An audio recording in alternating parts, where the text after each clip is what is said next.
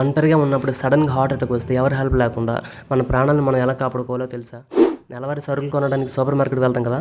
అక్కడ వాళ్ళు మనల్ని ఫూల్స్ చేసి మన జేబులు ఎలా ఖాళీ చేస్తున్నారో తెలిస్తే చెప్పు తీసుకొని కొట్టాలనిపిస్తుంది ఆ కార్పొరేట్ కంపెనీని. మనం రోజు చూసే విషయాలే కానీ వాటి వెనక ఎంత పెద్ద సైన్స్ ఉందా అని మీరైతే షాక్ అవుతారు. మహేష్ బాబు గారి 'పోకిరి'లో అన్నట్టు ఎవడు కొడితే దిమ్మ తిరిగి మైండ్ బ్లాక్ అయ్యిద్దో ఈ వీడియో చూసాక మాత్రం మీ మైండ్ కూడా బ్లాక్ అయ్యిద్ది. పిక్చర్ అభి బాకీ హై మేరే దోస్త్ స్కిప్ చేయకుండా చూసేయండి. ఎందుకంటే ఇందులో నేను చెప్పే ఒక్క విషయమైనా సరే రేపొద్దున మీ ప్రాణాన్ని కానీ మీ డబ్బుని కానీ కాపాడేయచ్చు. ముందుగా మన డబ్బులు ఎక్కడ బొక్కపడుతున్నాయో చూసేద్దాం.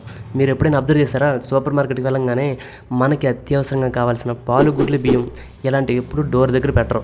స్టోర్లో ఎక్కడో చివరిలో పెడతారు. ఎందుకో తెలుసా? మనం ఆ బియ్యం ప్యాకెట్ కోసం నడిచి వెళ్ళే దారిలో మనకు అవసరం లేని చిప్స్ ప్యాకెట్లు, చాక్లెట్లు, ఆఫర్ బోర్డులు ఇలా అన్నీ పెడతారు. దూరం నుంచి చూస్తే కొండల నూనె పడినట్లు ఆ ఆఫర్ బోర్డులు చూడగానే మన బ్రెయిన్ టెంప్ట్ అయిపోతుంది. మనకు అవసరం లేకపోయినా సరే ట్రాలీలో వేసేస్తాం. అక్కడ జరిగేదేంటి? వాడు వల వేశాడు, మనం పడిపోయాం. జో డర్ గయా సంజో మర్ గయా అంటారు కదా!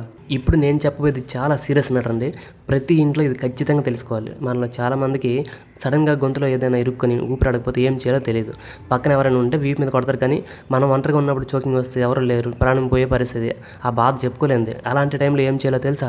ఒక కుర్చీ లేదా టేబుల్ అంచు దగ్గరికి వెళ్ళి మీ పొట్ట పై భాగాన్ని అంటే డయాఫ్రమ్ని ఆ అంచుని గట్టిగా ప్రెస్ చేసి ముందుకు వంగాలి.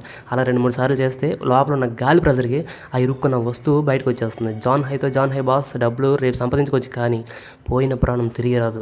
దయచేసి ఈ ట్రిక్ని మీ ఫ్యామిలీ మెంబర్స్ అందరికీ ఖచ్చితంగా చెప్పండి. ఇది చూస్తే మీకు కంపెనీల మీద అసహ్యం వేస్తుంది. మందుల మీద, వాటర్ బాటిల్స్ మీద ఎక్స్పైరీ డేట్ చూసి భయపడి పడేస్తూ ఉంటాం కదా! ఒక విషయం లాజికల్గా ఆలోచించండి.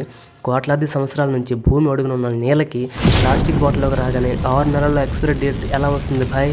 ఆ ఎక్స్పైరీ డేట్ అనేది నీళ్ళకి కాదు, ఆ ప్లాస్టిక్ బాటిల్కి.